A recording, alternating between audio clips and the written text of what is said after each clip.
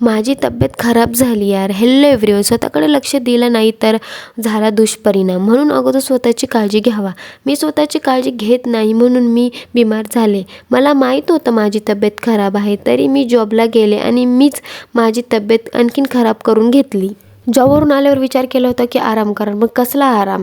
घरात पाय टाकताच एवढा पसारा होता आणि मग मी जेवले पण नव्हते. का बरं? की तब्येत एवढी खराब झाली होती की जेवण काही जात नव्हतं. मग विचार केला की पटकन आधी स्वयंपाकच करून घेऊ. स्वतःकडे लक्ष देणं पण खूप गरजेचं आहे.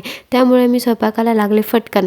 मग पीठ संपलं होतं तर दळून आणलं होतं. मग डब्यात तो काढून ठेवला आणि मग मी पीठ मळायला लागले. पोळ्या करायच्या होत्या. मग त्यानंतर थोडा विचार केला की पटकन आवरून पटकन झोपून जाईल.